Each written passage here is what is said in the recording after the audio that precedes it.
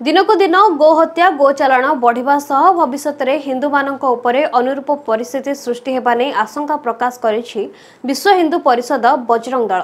एही भले परिस्थिति को मुकाबिला करिबा पई एकता आवश्यक अनुभव करिछि संगठन। एही परिप्रेक्षी रे विश्व हिंदू परिषद बजरंग दल दशरथपुर प्रखंड तरफ एक बैठक अनुष्ठित होइथिला। तेबे जाजपुर जिला बजरंग दलर वरिष्ठ कार्यकर्ता प्रभुदेव पंडा नेतृत्व में प्राय 100 रु ऊर्ध्व कर्मी को आज मंगलपुर ठारे एकत्रित होते।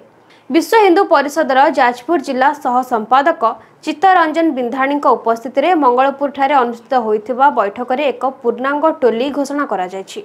आजिर एही बैठक में लोकनाथ दास संयोजक विकास साहू सहित अन्य प्रमुख मनोनीत होते।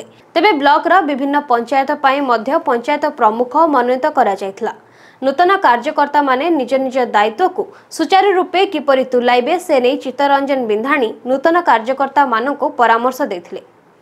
भारत वर्ष रे आज जो धर्मांतरीकरण गोचालाण गोहत्या धर्म संस्कृति उपरे जो आघात होची हिंदू समाज को आज मुसलमान मानकर आतंकवाद जो भय रोचे से हिंदू समाज आज एकाठी होगापी ये सब समाज आज बैठक करथिला।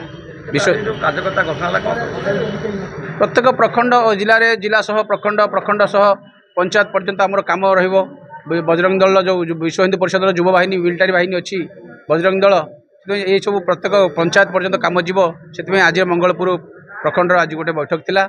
से बैठक में आज प्रत्येक प्रखंड पर्यंत आज दायित्व घोषणा करागला। आज जाजपुर जिला दशरथपुर प्रखंड बजरंग दल पूर्णांग टोली घोषणा होती से दशरथपुर प्रखंड बजरंग दल तरफ समस्त जाजपुर जिलार विश्व हिंदू परिषद अधिकारी एवं बजरंग दल संयोजक बसंत भाई की धन्यवाद। दीर्घ गोटे वर्ष पर आज बजरंग दल दशरथपुर प्रखंडर पूर्णांग टोली घोषणा है से आम बहुत खुशी एवं उत्साह।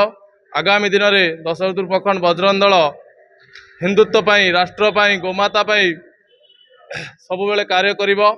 पूर्णांग टोली ये घोषणा होला जे किछि दिन हम जो धर्मांतरीकरण बढ़ी जाउची आउ समाज रे अघटन घटुची लव जेहाद घटुची सेतिपई ताकू सुरक्षा देवा पई बजरंग दलर जो सिस्टम अच्छी जे प्रत्येक प्रखंड रे किछि किछि कार्यकर्ता को दायित्व घोषणा करा जाउची जहाँकि यही सब जो अघटन घटुची ताकू सचेतनता करेबा आउ धर्म रक्षार वार्ता मध्य गाँ गाँ रे घरे घरे पहुँचेबा पई ए सब प्रयास जारी रोचे।